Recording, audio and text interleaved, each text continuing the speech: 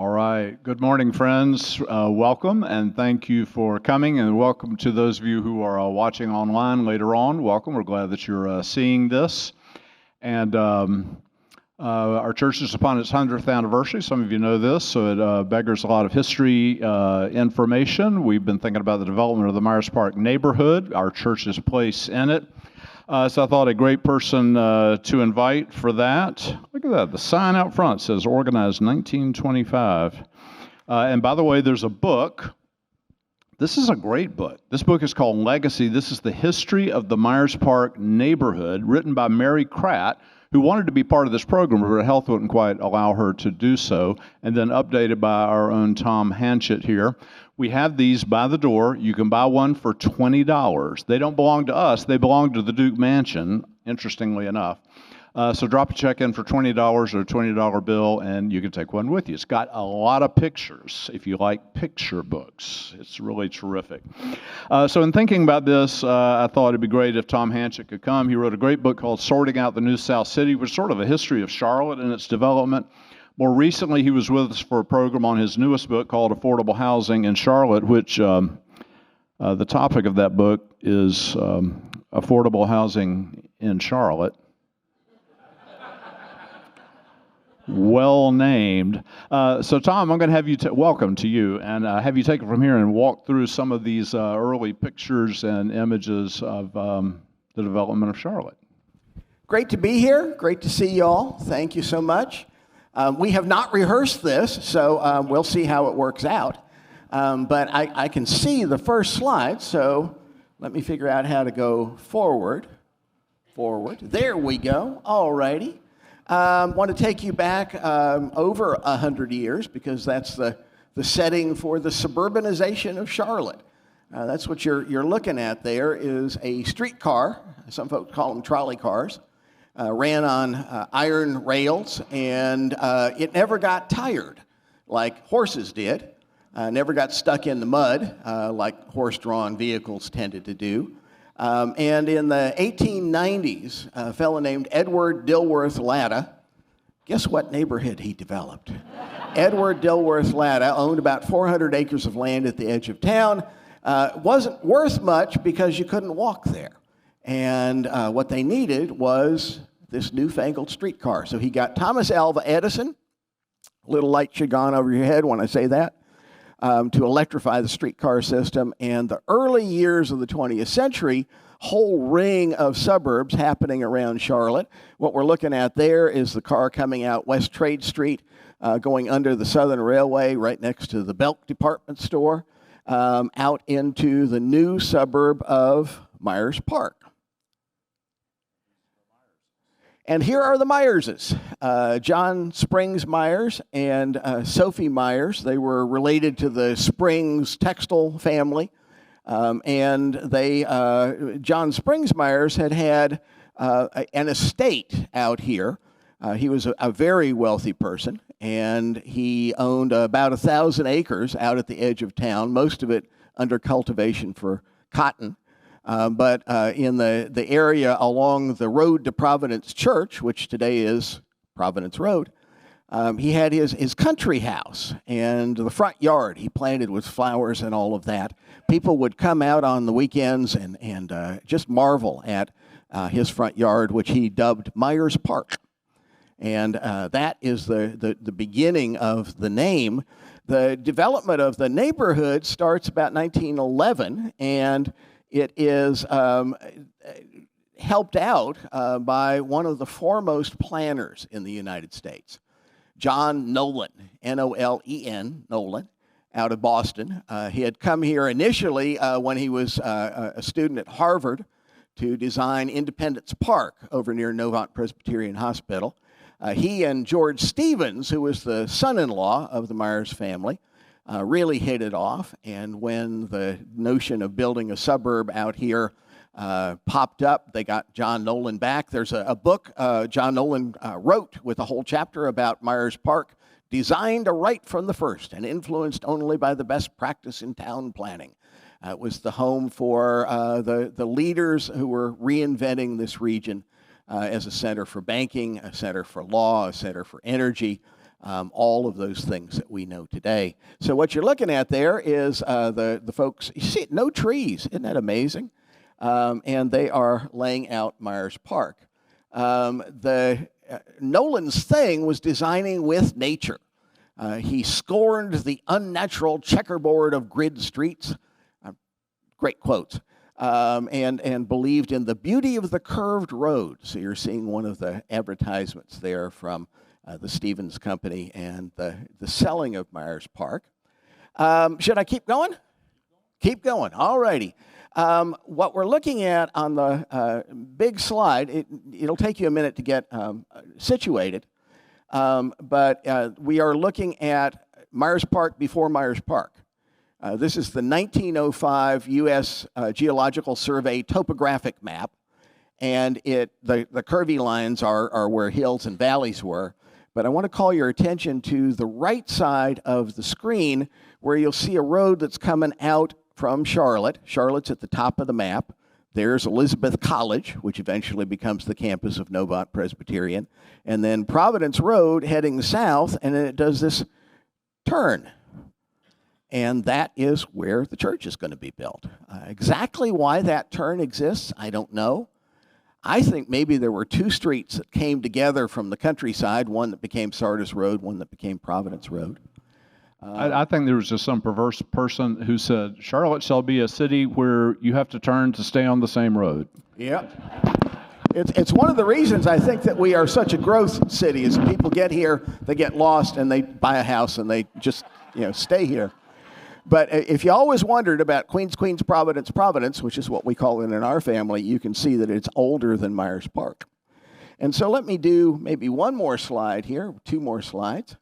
This is the original presentation sketch plan by John Nolan. You can see him up in the right there. And this is laying out the neighborhood. This is twisted at 90 degrees from what we just saw. But the right-hand side is the Elizabeth neighborhood, the Elizabeth College area. The straight Providence Road is at the bottom of the map, and then it does that weird turn where the Harris Teeter is today. You can see the neighborhood was a great break from those straight streets, streets that curved with nature.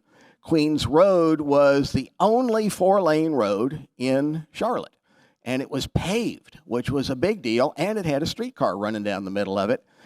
So where it hit the roads on the outside of the neighborhood, like Providence, it wasn't very confusing.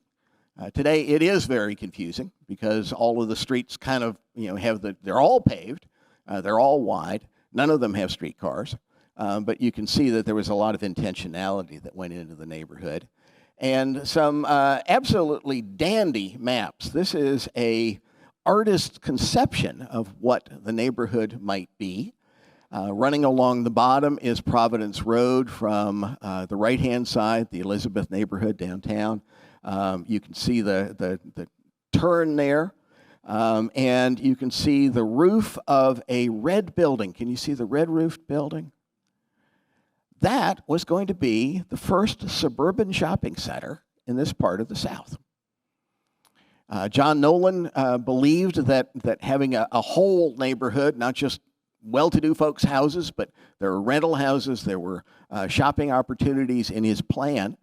The shopping center was just too audacious. Charlotte was a little bitty city, didn't really need a suburban shopping center, apparently. But a store, a single store, and I think we'll come back to that, happened there. Do you want to say a word or two about Myers Park, and then I'll talk about trees? Keep going. All righty. Trees. When I first got here in the 1980s, it was beautiful. And the work that had gone into weaving all these streets through this forest. And then I found these pictures. And they built the streets first, and then they planted the forest. Isn't that remarkable? John Nolan believed in trees, and he specified tree planting.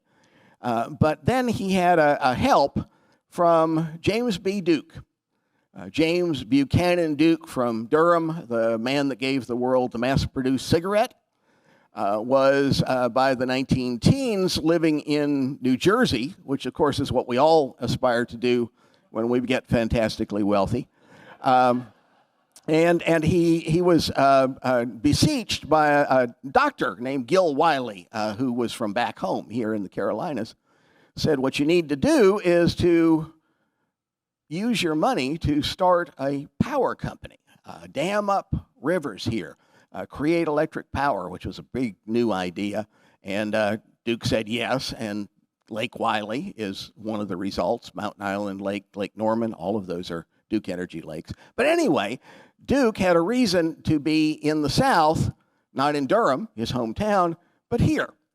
And so he bought one of the houses in Myers Park, had it greatly expanded, and started offering advice, which I've noticed is something that you do as you get older, particularly if you've succeeded in other parts of the world.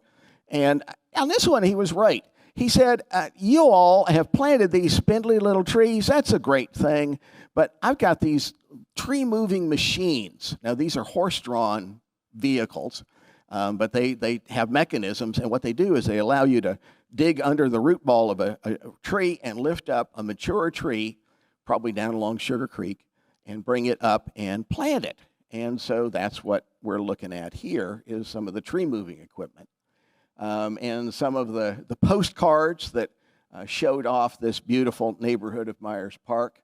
And a pair of slides here. This was fun.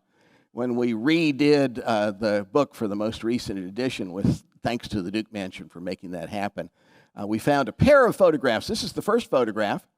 This must be just after 1911, when the neighborhood was just beginning.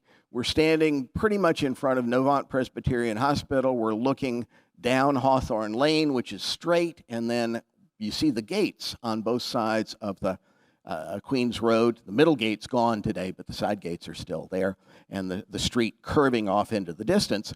Well, that's 1911, before the tree moving.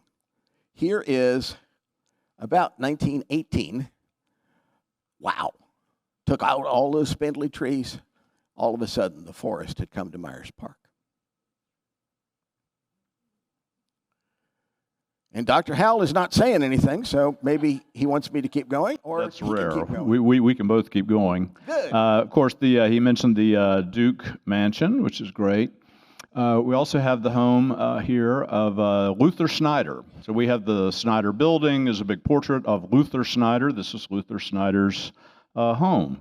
Another photo of things going. Interesting, before there was a church here, Myers Park people always get their priorities straight. There's a Myers Park Country Club before there's a Myers Park Church. Just everything in its time. We have all these newspaper articles, and you can read some of these. There's a timeline in the hallway out here that is not entirely put up, and it's fun to read some of these old newspaper articles. I'll talk through it. We're about to see a slide of the Hawthorne Lane United Methodist Church. The Hawthorne Lane Church, gorgeous building, is older than our church. And back in those days, people thought institutionally about Methodism. They didn't just think about, oh, my church. But they thought, we're Methodist. There's not a Methodist church in Myers Park. We need to plant one there. So some very fine members from the Hawthorne Lane Church decided we will start a church there. They met with the bishop, met with the district superintendent, had a pastor who was appointed there. Here we go. So the Hawthorne Lane Church today, Hawthorne Lane Church back in the 1920s. Interesting. Here are the men who got together, started meeting in living rooms, decided we shall form a church. This is the bulletin from our first church service in 1925 in October. I'm going to do a program in a couple of weeks in October on the first service. We'll walk through that, who the pastor was, what they sang that day, where they worshiped, what that was like. Interesting, we have somebody in the room, Claire Herring is here. Her great-grandparents, they were the first couple married as part of Myers Park. Myers Park, back in those days, would have been Methodist Episcopal Church. There are photos of them on the timeline. I love, Claire, you should have dressed as your grandmother did when you married John. You can see that later. We have the bulletin from the first service, the first pastor, Excel Rozelle. If you listen to my recorded interview with Lawrence McCluskey, who was our senior pastor here back in the day, became a Methodist bishop, he actually met Excel Roxell before he died and knew him and then knew his wife and had a pretty funny interaction with both of them. First worship services took place at Queens. More newspaper articles covering this. The church first met in that Myers Park community store. Anything you want to say about that store? Yeah, this was what happened on that spot where the shopping center was supposed to happen. Not a full-blown shopping center, but the Myers Park community store. There was a kindergarten, which there were no public school kindergartens. It was a private school kind of thing that met at the top there. And it was a much beloved third place, we'd now say, a place where folks could come and meet each other and hang out. And the folks who particularly liked that were the young ladies at Queens College. Queens College Presbyterian School had been in the center city, which was, I think, a great place for a college because all of the cultural stuff, even though Charlotte was a small city, you could walk to it. The notion of taking the lady students and moving them out to the suburbs is very Victorian patriarchal kind of thing. You want to protect them from the hustle and bustle and immorality of the city. But I think they got bored. And so there are stories of how wonderful the store was because the co-eds could go over there and get a pack of Lance crackers or whatever you got, and perhaps their beau would be there, and they would be able to hang out a little bit. Well supervised, of course. They're out in the suburbs. I meant to mention when we cover the first worship service, the announcements in the bulletin are themselves worth an entire program. They are side-splitting funny, as you will see. The things that it's just amazing to me. A lot of things got started about this time during the early days of the church. Troop 3, the great proud tradition, Scout Troop 3. They've had, I don't know how many Eagle Scouts. But finally in 1929, the idea came to build a church. This is the cornerstone that still exists. They obviously got this underway before the Depression descended. What was Depression Charlotte like? Tough times, and the fact that they could lay a cornerstone in 1929 is an indication that Myers Park had a lot of people who were not directly impacted by the Depression. The 20s were the biggest era of growth ever for Charlotte. It went from, I have it written down here. We think we're growing fast today. 1920, there were 46,000 people here. 1930, there were 82,000 people. So a 78% growth. And that's one of the reasons why Myers Park was getting enough people so that you could have a Methodist church way out here in the countryside. I'm intrigued that there are all these newspaper articles about the founding of a church, right? The building of a church. I mean, this is, front page news back in the 20s and 30s. We did this whole building. I don't think it made the newspaper ever, which is fine. The world's just changed. The architect, Louis Asbury, who did a great number of fascinating buildings. There's a huge house in my neighborhood, Plaza Midwood, that he built, the Kilgo House. It's really amazing. Yeah, Asbury was one of the first ever professionally trained architects here in Charlotte. There had been people who knew how to build buildings earlier than that. But when, I can't remember whether it's on East Trade Street, whether it's the City Hall or the County Courthouse, but he did one of those. The McCadden family, McCaddenville, North Carolina, the McCadden Mills, the McCadden family house here in Charlotte. It was designed by Louis Asbury. Very, very prolific and well-educated architect who could command a number of different styles. And so the Gothic style here that is so handsome in the original sanctuary. Thank you, Mr. Louis Asbury. By the way, the Asbury family are still around, and there are, I think, Louis Asbury the third is... I've spoken the last couple of days on the phone, I think 3 times, with Louis Asbury, who is his grandson, also an architect. He's retired, lives up in Morganton. He's going to come to Charlotte to visit with me on, I think it's September the 25th, and we're going to record a video interview. I know you want to watch that. He's very excited about what we're doing, very proud of his grandfather and his work.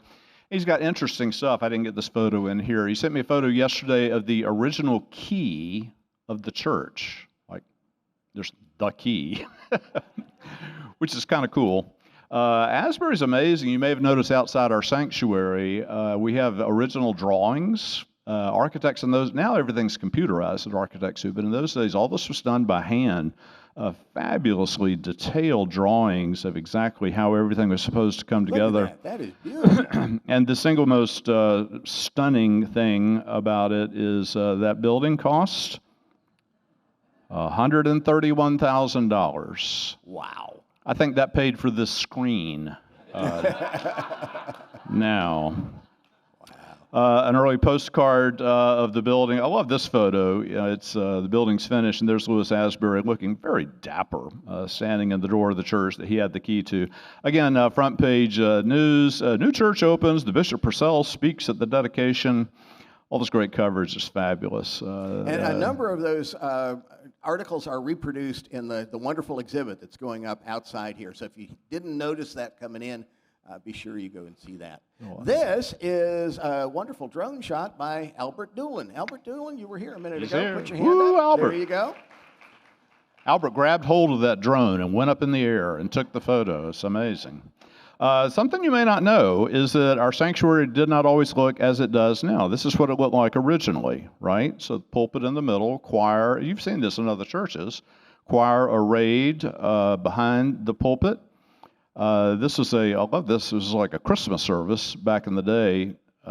If we could look more closely, it's really interesting. The acolyte of the service was one Sally Dalton Robinson, whose husband Russell Robinson died the other day. She's still a friend. The Dalton family grew up 2 doors down right here on Queens Road. Rufus, by the way, some of you know this, Rufus is himself 100 years old. And still doing great. I did an interview with him that you'll want to watch when we publish all of these. He was just absolutely charming and fascinating and revealed so much interesting stuff about what it was like to grow up here watching the church being built and so on. Before we get to that, go back one more. Yeah. Because I've been reading the draft by Sarah Sumner. Sarah, where are you? There you are. Put your hand up. She is writing a modern history of the church. Sarah's not 100 yet. Well, she can read and write, and so she can look up all this stuff.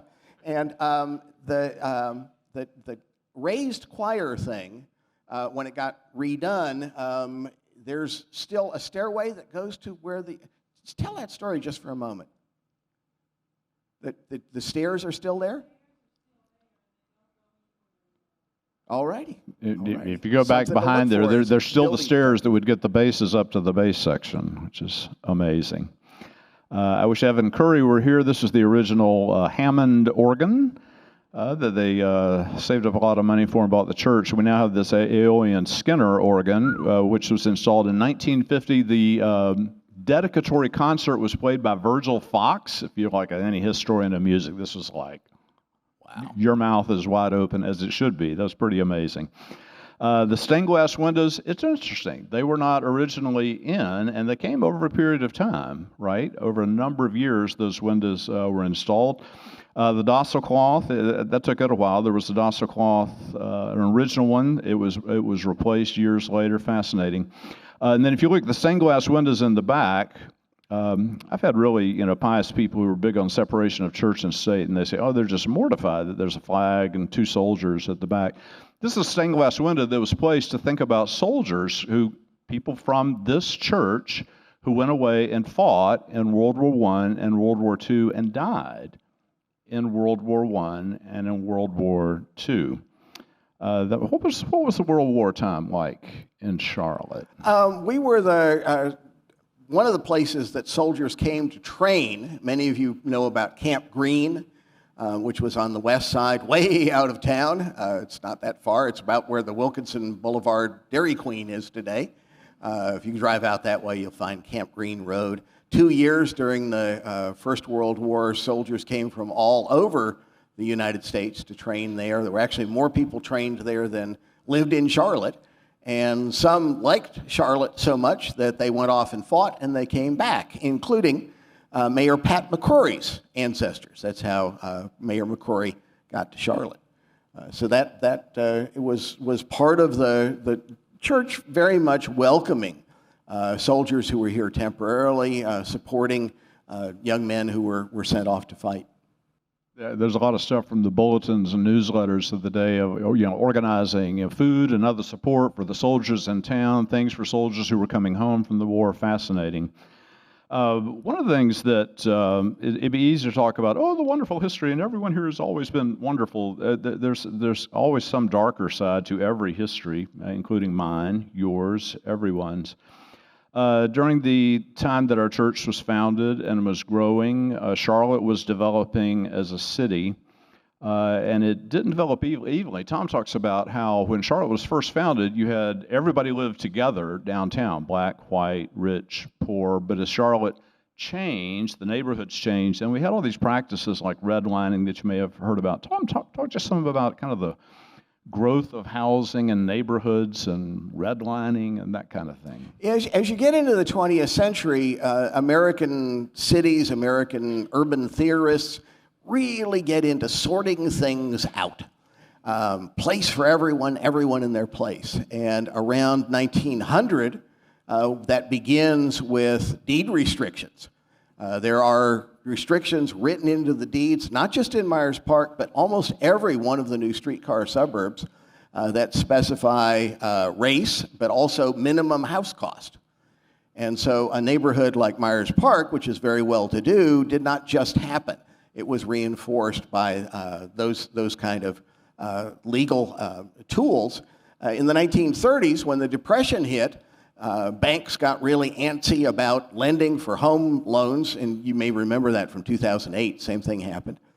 In the 30s, what the federal government did was to send map makers around. They talked to the real estate leaders and asked, where are the good credit risk neighborhoods? The real estate leaders were a lot of people that lived in Myers Park.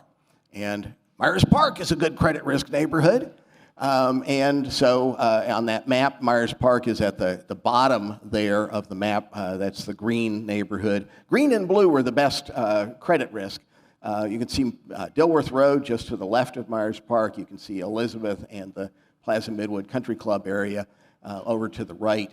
And what this does is kind of reinforces the notion that this part of town is an exclusive part of town, which was a term I'd never really thought of. It just means good, right? No, it means literally excluded. And so understanding that as part of our shared history is something that I think is really important. I know many years ago, I was part of a bus tour that our own Diane English led. And so we got black and white people together on a bus, and we just rode around Charlotte. And there's some interesting questions like, why is I-77 where I-77 is? Why is there a curve in Independence Boulevard? And all these things are related to property that people own, comfortable Myers Park people who controlled things. They did not put I-77 down Providence Road. They put it through thriving black neighborhoods and divided those neighborhoods where people, they were accustomed to walking to Aunt so-and-so's house, to their church, and suddenly there's this huge interstate there, no way to get across. A lot of those things happen. It's probably just seemed self-evident this was the way that things should be. Another thing that's interesting that was going on through the 30s, 40s, and 50s, we're moving toward an integrated society during that time. The schools became a big deal. So we have here along the Greenway, there's a statue of Julius Chambers. And then the photo there of James Ferguson, who died recently. These are lawyers who were involved in North Carolina, especially Charlotte, became really the epicenter of how the nation wrestled with the desegregation of schools, of all things. Charlotte, the Swan case. Tom, just talk some about that. Well, Julius Chambers had some support from the NAACP and was looking for court cases that he could bring to the Supreme Court that would chip away at segregation. One was Griggs versus Duke Power, which is not really well known unless you're a legal historian, but it's one of the things that opened up large categories of employment to African Americans. But the one when you talk about Julius Chambers, you talk about Swan versus Mecklenburg, The Swan family wanted to go to the school that was near them and was not allowed to. Chambers led the lawsuit. James McMillan, who was a white guy, lived in the country club neighborhood where I live, said, yeah, he didn't expect to do that. But Chambers said, look at these government decisions that have segregated us. Things like deed restrictions, redlining, zoning in the 1940s, urban renewal in the 1960s, all of those pushed us apart. How about we try to use schools, busing, to bring us back together? And Charlotte became the test case for court-ordered busing for racial balance. And Ferguson, at about the same time as that Swan case, was trying a case up in Asheville, I believe it was, and so significant stuff. The churches, though, have tried to address the problems of society. So crisis assistance ministry, we sort of take that for granted as if it's always been there. It's been there 50 years. They're having a 50th anniversary. They're half as old as we are. And Crisis was formed by our church and some other churches. You know about Crisis. Tell them something about that. 1970s, if you're my age, you may remember the gas crisis. You may remember the recession. You may remember interest rates going way up in the late 70s, early 80s. And out of that, there were a lot of people hurting. And a lot of churches had little pantries, but you have to staff the pantry, and how do you get the people who need the food and the pantry in the same place? Carolyn Love Myers said, what if we pull together all of our little pantries and created a big pantry? And that is Crisis Assistance Ministry. And she's still around. And today, Carol Hardison is the leader of that organization, still doing very essential work here in Charlotte. Yeah, and Caroline and Carol were sitting together recently at a funeral in our building. It was just lovely to see them. Another thing that our church had a big hand in starting that's been huge for Charlotte is Habitat for Humanity. Figures prominently in your affordable housing book. Talk about the origins of Habitat. This was a weird new idea that came out of a bunch of hippies in Georgia who I don't think they would have said that's what they were, but outsiders saw it that way.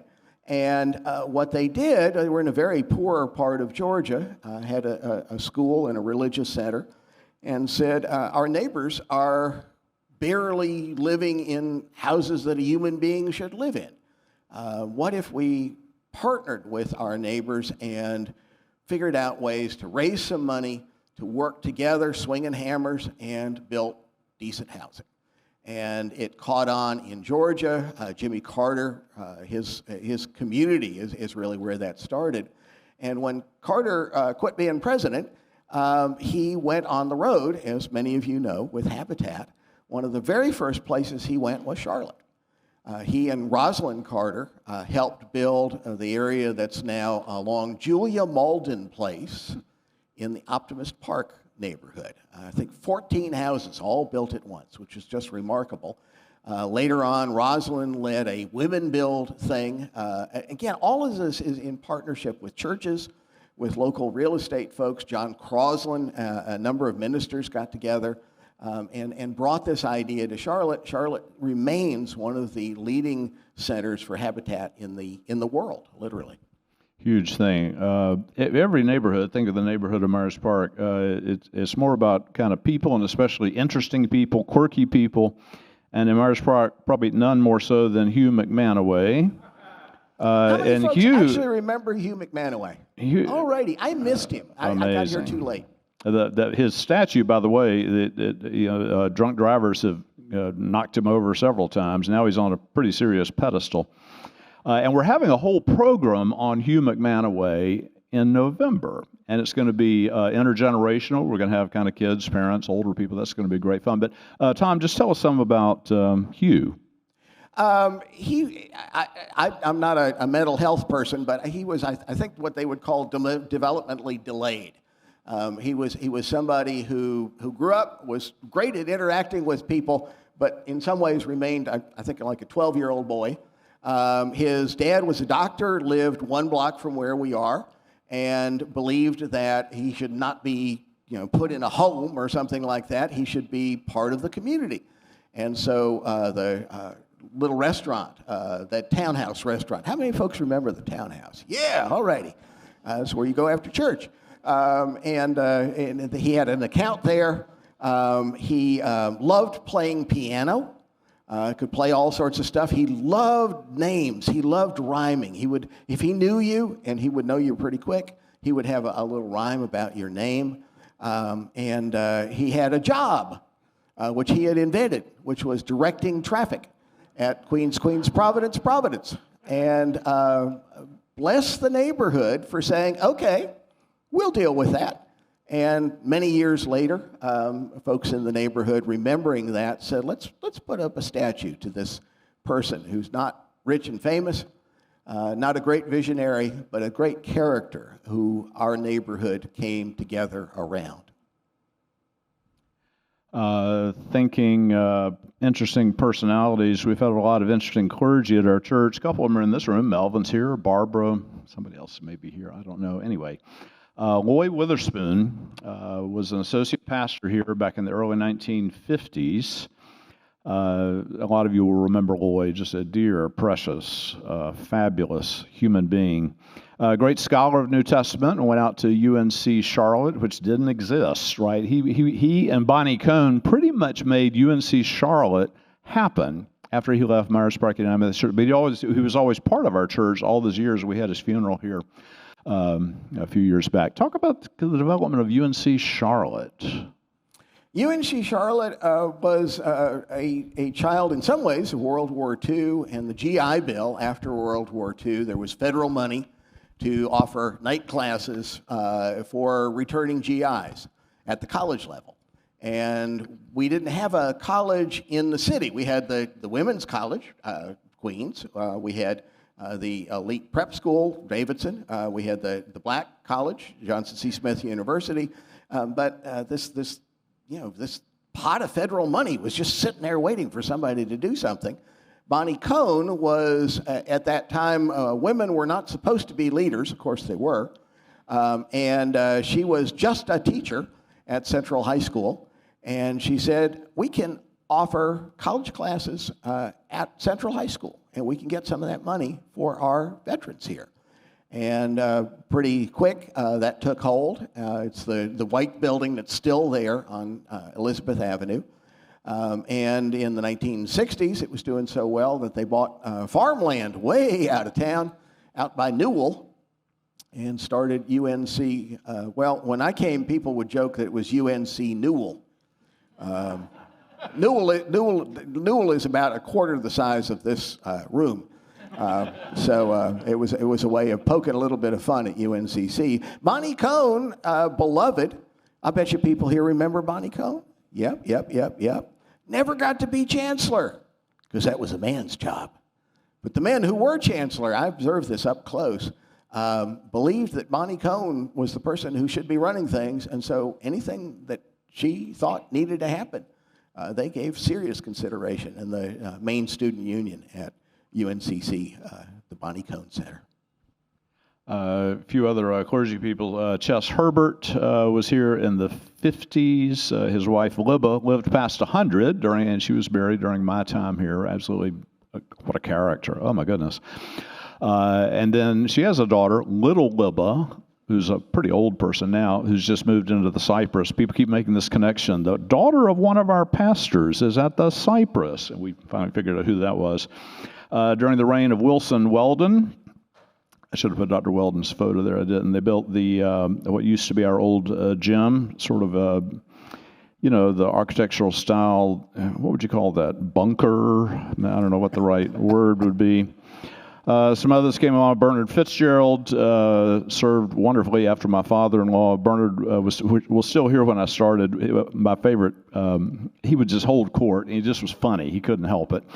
And after one of my first Sundays here, he was in the balcony, and he came down to the narthex. I'm greeting people, and he's sort of in earshot.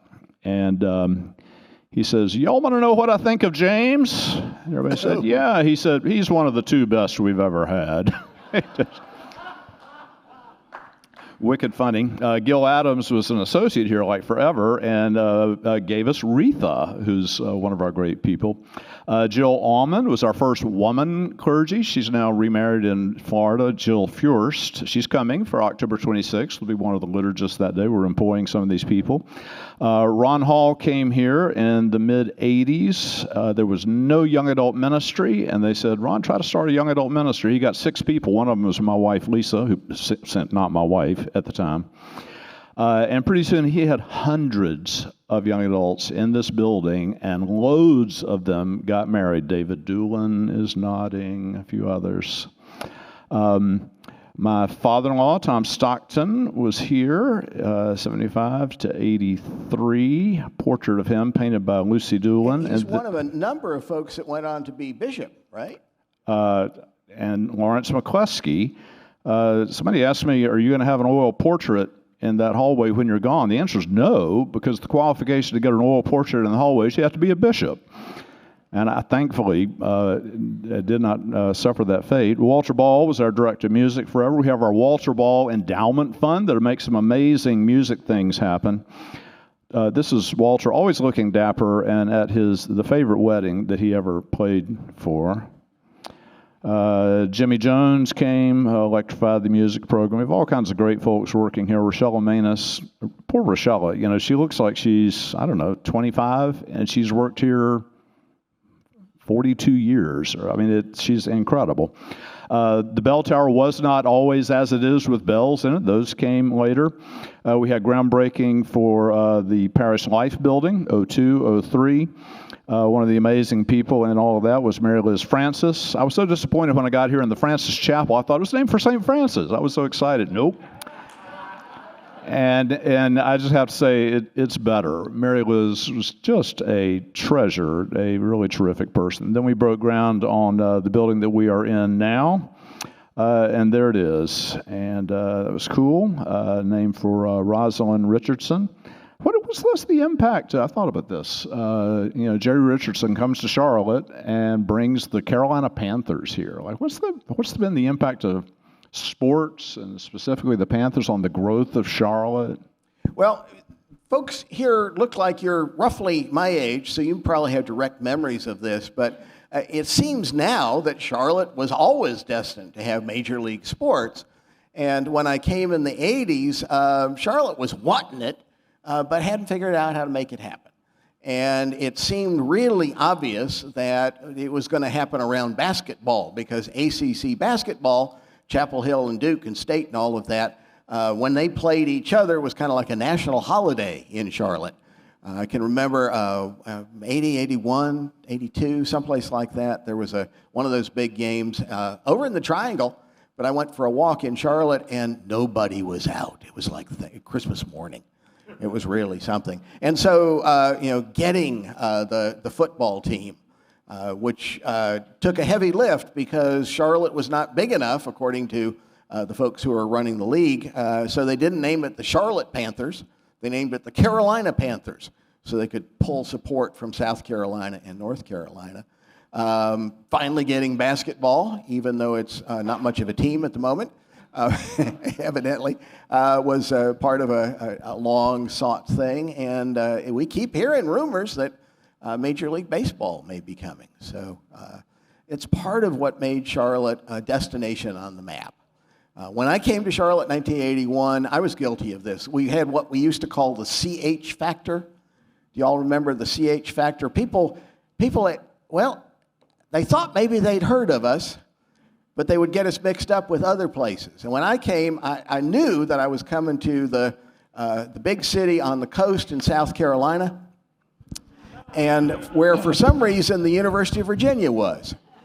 And it turned out that neither of those were the case. But being on the map, the sports map, really important. I don't know why I'm reminded of this, the whole thing of Charlotte being on the map. We're coming on 9/11 tomorrow, how many years? 24th? Year of 9/11. Sorry, I don't know if you remember this. After 9/11, there was consternation everywhere, of course. And a few days after this, this news thing circulated of what other cities might be targeted. And they named like 10 or 12 cities, and Charlotte was not on the list. And I knew some pretty high-positioned Charlotte people who were like really annoyed that we were not on the list. Like, hey, we're here. We've run through our slides. Tom, what else? You got a lot in you. Well, what else do you want to tell us about? As a person who likes soft drinks, I have to brag on Luther Snyder a little bit. And the Snyder House, if you go down Selwyn Avenue towards Queens College, and Queens College is over to your right, to your left, there's a big estate with a red brick colonial house and then a lot of wings that were added in the 1980s by Jack Boyd. Jack Boyd, I believe, a parishioner here and very involved in the preservation scene. But the Snyder family, there are a lot of things in the church named Snyder, one way or another. Mr. Snyder, among other things, was the guy who brought Coca-Cola to Charlotte. Which was a big deal. We have the largest independent Coca-Cola bottler in the United States. And that is because of Mr. Snyder, but it's also because of the textile history. Charlotte was the center for all these textile mills down into South Carolina, all the way up into Southern Virginia. We were where you bought and sold everything. And one of those things was sugary soft drinks. Mountain Dew gets started here. Sundrop gets started in Gastonia. But Coca-Cola, you worked 10 hours a day in the mill. It was hot. You needed to pick me up late in the afternoon, and Luther Snyder would sell you that. When I mentioned at the beginning this great book, Legacy, lots of photos that you've seen here and many others. Like I say, there's some of those by the door that you could buy for $20 on the way out. If you're watching online, we will have, if we have some left, but the Duke Mansion has more. We'll have this book for sale in our Goodness Gracious gift shop over the next week or two. If some of you online want to come pick up one of those books, that would be great. We have another book that I didn't bring a copy of called How Lovely is Thy Dwelling Place, and it's a fabulous book of photography of our building, close-ups of the stained glass windows and so on. We'll have those for sale in Goodness Gracious as well. Let me ask, Ben, are you ready to run with a mic? That's always great. Let me ask if anybody has a question or a brief kind of memory to add. David, I knew David would have something here. And David is part of the archives here at the church. And you may not know that there's an archive. I just hang on Sarah Saunders' coattails, and it's been a great ride. One thing I want to add, thanks to Bill Gallagher, who comes to our church, and then he goes across the street. That's a whole nother story. He located somehow in a conversation and located the granddaughter, James meeting with the grandson, the granddaughter of Louis Asbury's coming up here from Florida, attending our centennial celebration on the 26th. So I thought that was a neat connection. Wonderful. A lot of our former clergy are coming. I've been surprised by the number who said, yeah, I'll come for that. It's going to be great fun. What else? I just want to mention the timeline out there. Several folks have helped get this all together, and it's still evolving. So if you see some gaps or something, you can let us know. But also there's probably something that's waiting to be put up there. And we'll have a place where if you have a photo that you want up there, you could put it on a table, and then we'll get it up on the timeline. Thank you to my favorite church member. Who else? Questions for Tom? We got a storehouse of information right here. Down front. Oh. The store, the community store that was there, was it right here where the church is located, or was it across the street where the shopping center is? I'm 99% sure it's on this piece of property that we're sitting on. I believe that it faced Providence Road rather than facing into the neighborhood, because Providence Road was where the customers were. If you don't know, Providence Road was a major highway in the era when highways had dirt streets because it went out to Providence Presbyterian Church. And I hate to say this in a Methodist church, but Presbyterian churches were big here too. Bigger. I have a remembrance of Hugh McBanaway. My husband and I helped keep him from being arrested at the crossroads. We saw him out with a policeman. He was directing traffic, as he would. The policeman came up and was talking to him. So Bud went over to talk to the policeman, and I went into the townhouse to get Salem Civil to come out and solve the problem, which he did. But he was a very loved member of our community. The other thing is I've given tours of Charlotte, and the one thing that was always a blank for me was the community church that sat in the corner before this church was built. So I was delighted to get to see the building and the picture of it. That fills in a hole for me, for the community. Thank you for that. The Hughes statue, by the way, people assume it's our statue, that we own it, so we get calls every week. Can we decorate the statue? And I always say, which school are you decorating it for? I just have a question. Was our church built before or after the Presbyterian church? What was the date? Almost sure it was built church? before. Can you help me with that? Ah, okay. We couldn't hear that. There you are. Go, Ben. Hang on, Sarah. Hang on. Hang on one second. There we go. For the third time. Their sanctuary was finished before ours, but we were here in the community store first. There we go. They early on had a beauty pageant competition between the two, and we won hands down. And I see a hand in the front. We'll come back. On the bell tower, there are four structures. One of them is higher than the other three. I'm looking at it right now in the picture. Why is that fourth one higher than the other three? The architect did that so young boys would always ask impossible questions. Yeah, so it is, if you, in Europe, where you find these same kinds of towers, that always is an element. I've asked many architects this question. I've had architects say, I have no idea. The best architectural answer is that it originally would have been a lightning rod situation, right? And then it just became like a kind of quirky architectural detail that they love to continue to include. Cool. What else? I'm curious about the name change from Methodist Episcopal to Methodist. What was the history of that, and why did the name change over time? So we began, there were Episcopalians, Anglicans from England, right, who came over. John Wesley, he never thought he was a Methodist. That was sort of a nickname for the Reform movement within what was then the British Episcopal Church. So the churches that were founded in America were the Methodist Episcopal Church. Like, we were the Methodist style of Episcopal people here in America. Over slavery, those divided into two. So you had the Methodist Episcopal Church and the Methodist Episcopal Church South.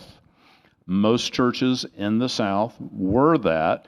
That ended later. And then in the 1960s, we joined with two other denominations, the Evangelical United Brethren. And then became the United Methodist Church. All the original churches on the cornerstones, it says the Myers Park Methodist Episcopal Church. Cool. Thank you. I just had a quick question on Hugh McManaway again. Didn't he have a relationship with Hugh McCall, another Hugh? And wasn't McCall involved in having that statue put in there?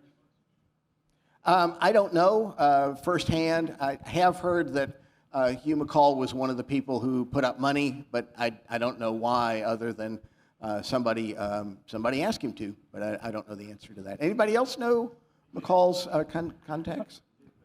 That is, yeah. Well, he made the money happen, not by himself.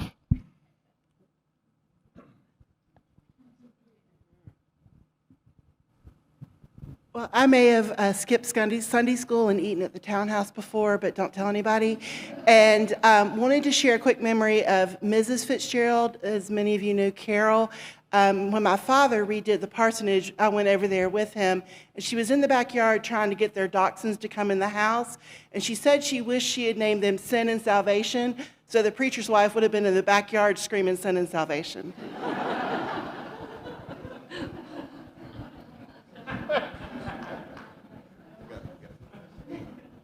All right. Our mother had visited with Hugh very early on, and she said it was a weird place to be in the room with Hugh. Hugh played the saw. That was one weird thing. But the other thing, you mentioned he was a poet, and my mother taught me one of his poems.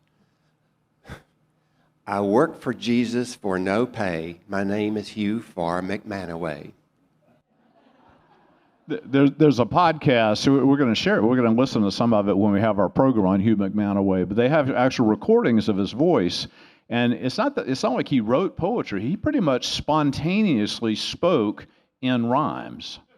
Like that's just how he talked, and which is a sign of some kind of genius.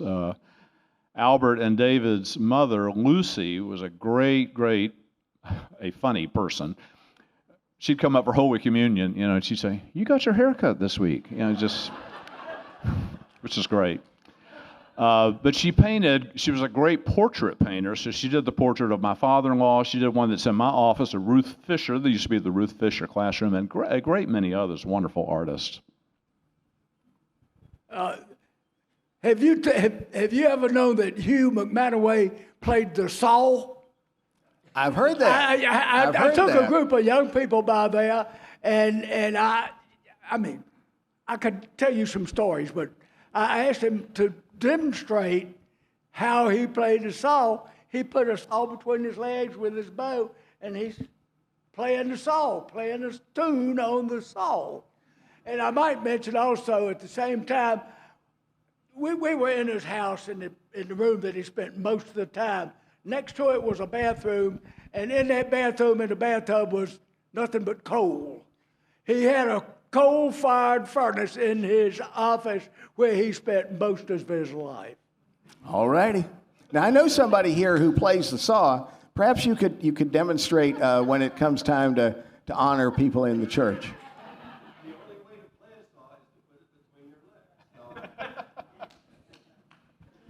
I think for our 26th anniversary worship service on October 26th, our 100th, Albert's going to play the saw as part of the music that day. Let me ask for a comment. You had the founding fathers up there. Somebody should say, what on earth are you thinking to build a church during those difficult times that we were going through? Depression, the market crashed. What vision do you think they had to get through all that? And now, what vision do we have to take it forward? Could you comment on that?